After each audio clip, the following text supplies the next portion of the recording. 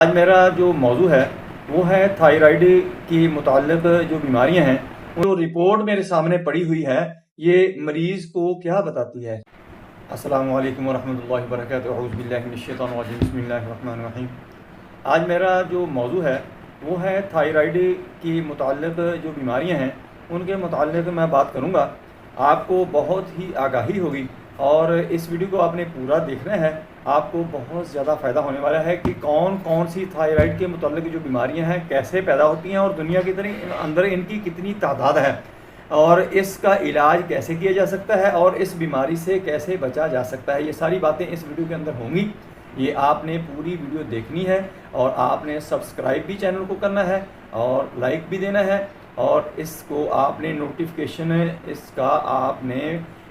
Bell icon کو دبا دینا ہے تاکہ آپ کو ہر نوٹیفیکیشن ملتا رہے اور جو فریش ویڈیو لیٹسٹ ویڈیو آئے آپ کو ملتی رہے۔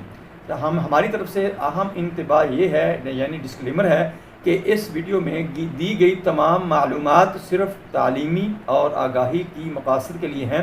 یہ کسی طبی تشخیص یا علاج کی جگہ نہیں لیتی۔ کسی بھی دوا یا علاج کا استعمال کرنے سے پہلے اپنے معالج یا ماہر ہومیوپیتھ سے ضرور مشورہ کریں، خود سے علاج کرنا نقصان دہ ہو سکتا ہے۔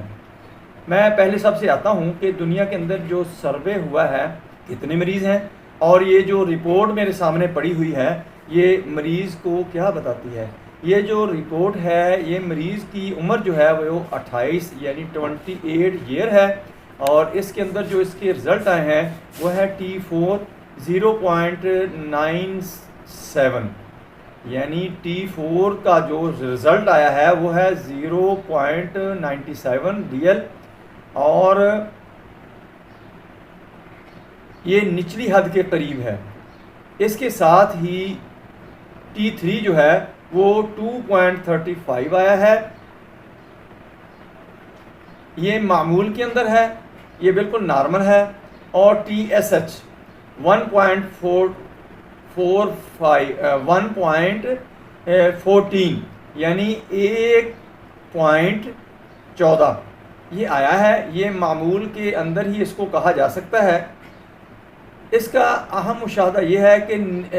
T4 جو ہے وہ نچلی حد پر ہے جبکہ TSH معمول کی حد میں ہے۔ یہ سب کلینیکل ہائپوتھائرائڈزم کی طرف اشارہ کر سکتا ہے، ایسی حالت میں جہاں تھائرائیڈ غدود معمول سے کم ہارمون پیدا کر رہا ہے مگر TSH ابھی تک بڑا نہیں ہے، وہ معمول سے کم ہارمون پروڈیوس کر رہا ہے لیکن TSH جو ہے وہ بڑا